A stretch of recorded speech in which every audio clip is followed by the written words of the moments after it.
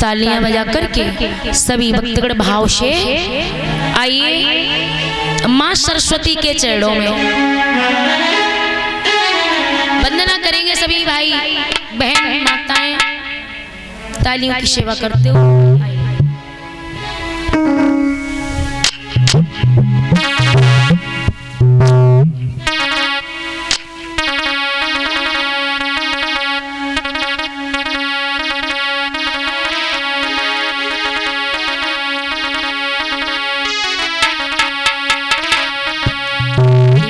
श्रीमद् भागवत महापुराण की। हे मेरी माँ, संगीत को सजाने वाली, स्वरों को देने वाली मेरी माँ सरस्वती, आपके चरणों में भक्त आराधना करता है। मैया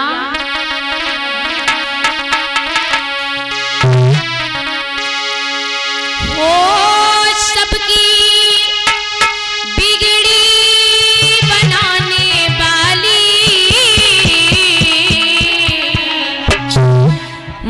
शारदे, मां शारदे, मां शारदे, मां शारदे।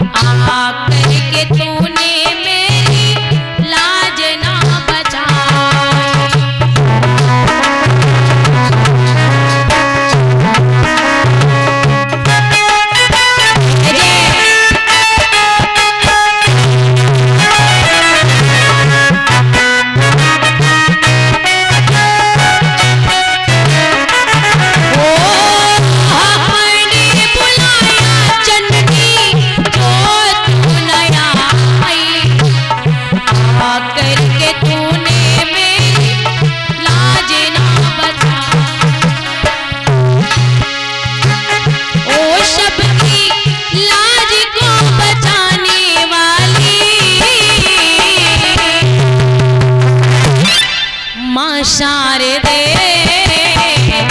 मां शारदे, हाँ मां शारदे मां शारदे। हरि बोल प्यारे।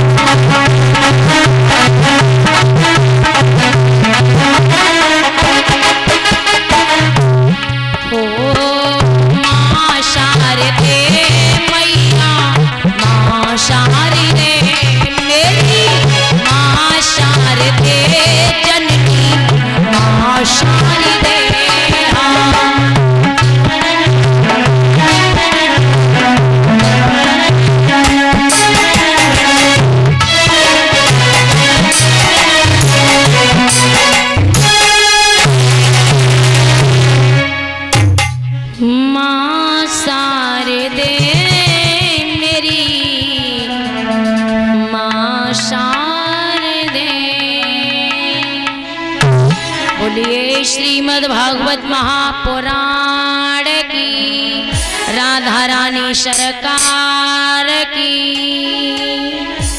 सभी भक्त ध्यान केंद्रित करेंगे महाराज। देखेंगे परीक्षित महाराज का जन्म किन किन परिस्थितियों में हुआ, कैसे हुआ, सभी भक्त बड़े ध्यान से सुनेंगे। भक्तों देखिए, जैसे आप सभी भक्तगण यहाँ श्रीमद् भागवत कथा को श्रवण करने के लिए पधारे हैं, ऐसे ही पुराणों की विद्या अध्ययन करने के लिए 88,000 सोन का अधिक महात्मा विद्या अध्ययन करने के लिए अपने नित्य कर्म से निवृत्त होकर के सभी एकत्रित हो जाते हैं। और 88,000 शौनकादिक जो महात्मा हैं प्यारे भक्तों, ये सभी गृहस्थ ऋषि हैं। देखिए एक एक संत की तो उम्र इतनी लंबी है भक्तों, उनके जीवन में कितनी बार चतुर्युगी बीत गए, सतयुग, त्रेता, द्वापर, कलयुग, इतनी लंबी लंबी उम्र के संत हैं।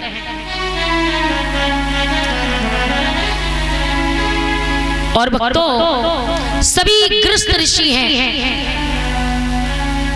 जिन्हें शनकादिक महात्मा बोलते हैं। देखिए, और गृहस्थ जीवन सबसे उच्च कोटि का जीवन बताया गया है,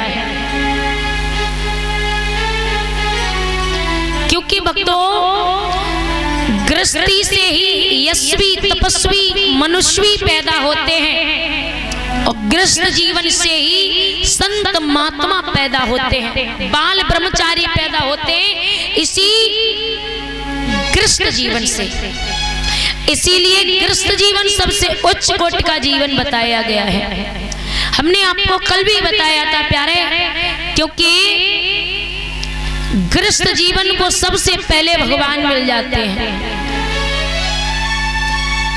सभी महात्मा विद्या अध्ययन करने के लिए पधारे, लेकिन प्यारे भक्तों उसी मंडली के बीच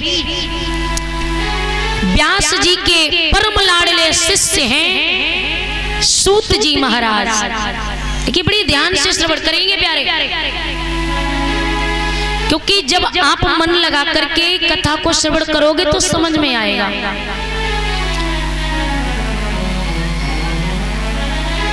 सूत जी महाराज जब पधारे उसी मंडली के बीच, तो सभी संत महात्मा कितनी लंबी उम्र के संत हैं। सभी 88,000 सोनकादिक महात्मा खड़े होकर के सूत जी को प्रणाम करने लगे, आदर करने लगे, सम्मान करने लगे, सत्कार करने लगे। तो सूत जी को देख करके सभी खड़े हो गए, आदर सत्कार करने लगे। सूत जी के मन में बड़ा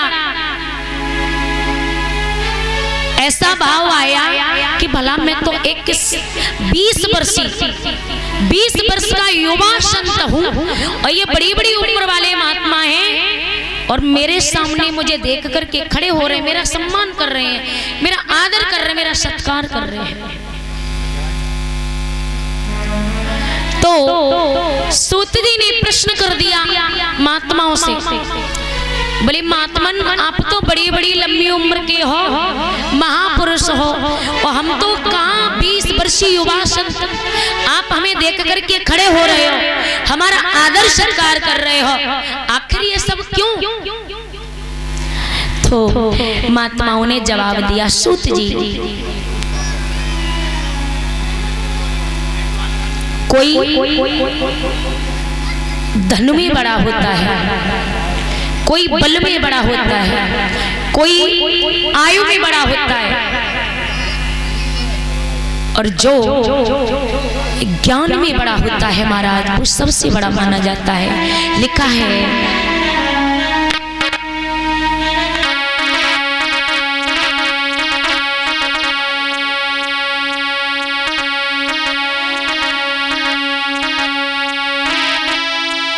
धन वृद्धा बल वृद्धा आयु वृद्धा स्थिते ते सर्वे अपज्ञान वृद्धाश किंकराशीष किंकरा। सूत जी महाराज कोई तो धन में बड़ा होता है, कोई बल में बड़ा होता है, कोई उम्र में बड़ा होता है, लेकिन जो ज्ञान में बड़ा होता है वही सबसे बड़ा माना जाता है। क्यों? क्योंकि जिसके पास ज्ञान है वो सर्वत्र पूज्यते, वो हर जगह उसकी पूजा होती है महाराज। कहा सूत जी आप देखने में तो छोटे हो लेकिन मानव के अंदर जो अंधकार बैठा हुआ है, जो अज्ञान रूपी अंधकार बैठा है, आप उसको प्रकाश भरने में, उस अंधकार को हटा करके प्रकाश में परिवर्तन करते हो। प्रभु आप लाखों करोड़ों सूर्यों के समान हो। महाराज जवाब दिया आप हमें कोई ऐसी कथा सुनाइए जिससे हमारा कल्याण नहीं जन जन का कल्याण हो जाए। सूत जी महाराज ने कहा हे सोनकादिक महात्माओं आपने अपने लिए नहीं जन कल्याण के लिए ये तो मांगा है। देखिए सूत जी समझाते हैं सोनकादिक महात्माओं, देखेंगे परीक्षित का जन्म किन किन परिस्थितियों में हुआ, कैसे हुआ। महाभारत के विशाल युद्ध में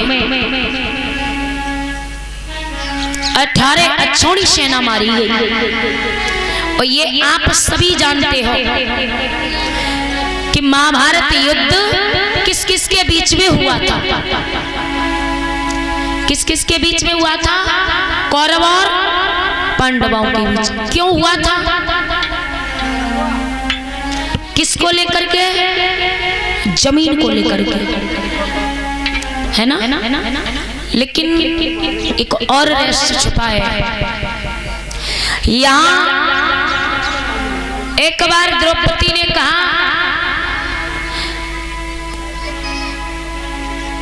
कि अंधे के अंधे होते हैं, जल जल का आभास हुआ था तो कहा कि अंधे के अंधे ही होते हैं। तो महाराज देखिए द्रौपदी ये नहीं कहती कि अंधे के अंधे ही होते हैं, तो ये महाभारत तो कभी नहीं होता। क्यों? क्योंकि हमारी जीव है ना, जीव उसमें हड्डी नहीं होती है, लेकिन जीव में इतनी ताकत है इस जीव में इतनी ताकत है कि ये हजारों की हड्डियां तोड़वा देती है। महाराज महाभारत के विशाल युद्ध में 18 अक्षौणी सेना मारी गई। और देखिए प्यारे, एक अक्षौणी सेना की गिनती है 2,18,700 जवान। एक अक्षौणी सेना की गिनती है 2,18,700 जवान। और 18 अक्षौणी सेना मारी गई होगी तो गांव के गांव खाली हो गए होंगे प्यारे। अनेक माताओं की गोदियां खाली हो गई उस महाभारत युद्ध में। अनेक बहनों के भाई चले गए इस महाभारत युद्ध में। और हम तो ये कहते हैं, देखिए प्यारे, जब 18 अक्षौणी सेना मारी गई, इसकी गिनती क्या हुई होगी? 39,36,600 जवान मारे गए थे उस महाभारत के युद्ध में। और हम तो ये समझते हैं कि महाभारत युद्ध तब हुआ था, लेकिन आज भाई भाई में ही महाभारत युद्ध है। और हर घर घर में है, एक घर में नहीं, हर घर घर में है। ज्यादा नहीं, थोड़ी सी जमीन को लेकर के एक भाई थोड़ा जबरदस्त पड़ गया तो दूसरे को जमीन जायदाद कुछ नहीं देता। और भाई का जो हक खाते हैं ना, उनका ऐसा नाश होता, नाश नहीं सर्वनाश होता है। जो अपने भाई का हक खाते हैं, आपको ये निभाना पड़ेगा कि भाई का हक आपने खाया है। जीवित भाई पर मिट्टी दे देते हो तुम।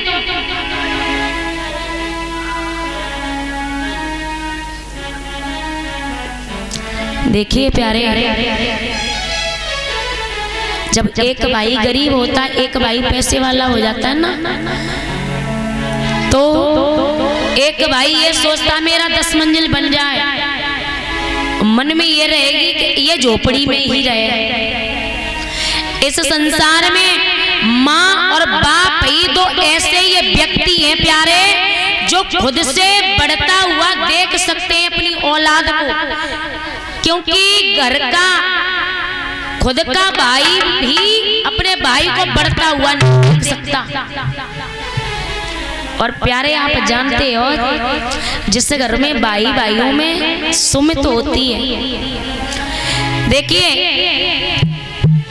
शादी हो जाए, आप एक बात बताना दादा, 5 भाई हो, 5 भाई, और 5 भाई की शादी नहीं हुई हो, तो सही बताना, आपने उन्हें न्यारा होता देखा है?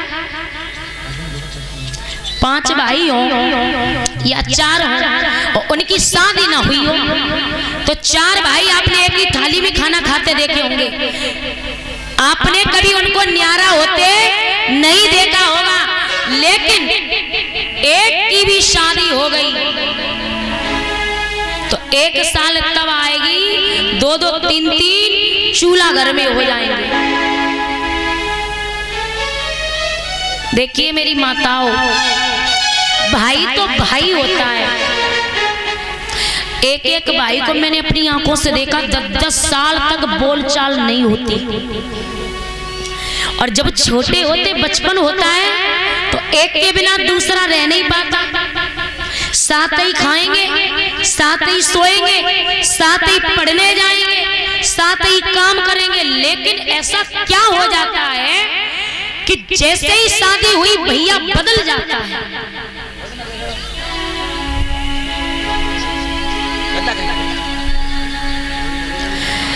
मैयाओ, देखिए, मैं माताओं से निवेदन करूंगी, अपने घर की झाड़ू को बांध के रखोगे ना, एकजुट होकर के रखोगे, तो एक झाड़ू से आप कितना भी मैदान साफ कर सकते हो। लेकिन उस झाड़ू की सीख बिखर गई, आप बिखर करके डाल देना, तो एक सीख से कभी सफाई नहीं हो सकती है। क्योंकि बंधे होगे तो एक होगे, तो किसी दूसरे की हिम्मत नहीं है तुम्हारी तरफ आंख उठा के देख ले। लेकिन भाई भाई में जब फूटन पड़ जाती है ना फूट, तो बार वाले भी आनंद लगाने लगते हैं। भाई दो कहेगा, दो मिला करके दूसरा कह देगा, लेकिन भाई भाई में कभी सुमित नहीं होने देते। देखिए जब भाई नहीं बोलता है तो कभी कभी दिल में तो दर्द होता है। वक्त पे भाई की याद आती है, ऐसा नहीं है कि नहीं आती हो, लेकिन प्यारे श्रीमती जी आ जाती है ना घर में, तो किसी किसी को तो मैंने ऐसे देखा है कि छोटे भाई के बच्चे तो ताऊ जी होते ना, ताऊ जी, उन बच्चों को छुप करके मैंने पैसे देते देखे कि घर में पता ना चल जाए। घर में पता चल गया तो महाभारत युद्ध हो ही जाएगा, इससे कोई बचाने वाला नहीं है। बोले दे दो भैया ही को, दे दो सब भैया को दे दो, हमें हमारे बच्चों को जहर दे दो लाए के, हम मर जाएं बच्चे भी मर जाएं। अरे भैया सही बताइयो, ये बात सही है या गलत है? देखिए ये माताएं होती है ना, है तो हमारा ही स्टाफ, लेकिन प्यारे कहने में चूकते नहीं है। मायके से फोन आ जाए, बोले जिज्जी 1 लाख रुपया की जरूरत है, चाहे कहीं से भी करवाओ, हमें कल जरूरत है। तो बेचारी चाहे अपनो जेवर गिर में रखें, चाहे कछु करें, लेकिन बिने कल तक 1 लाख रुपया भैया को मायके भिजवाने, और पति के भैया ने क्यों पैसा मांग ले तो बोले वो नहीं लुटाए दो सब, वो नहीं दे दो सब, हैं भाई अपने भैया के लिए ये सर्वस्व लुटा देती हैं, लेकिन पति के भैया ने पैसे मांग लिए और पति ने कहीं दे दिए तो शाम को भोजन नसीब ना है रो भैया। हाँ तो मेरी माताओं निवेदन है, घर चाहे 10 मंजिल क्यों न बना हुआ हो, घर में मार्बल क्यों न बिछ रही हो, लेकिन एक भाई से बोलता नहीं है तो चाहे तुम्हारे 10 मंजिल हो चाहे 20 मंजिल हो, वो किसी काम के नहीं होते हैं। एक टूटी झोपड़ी भी हो प्यारे, लेकिन भाई जब बाहर से आते हैं ना शाम को सब इकट्ठे होते हैं और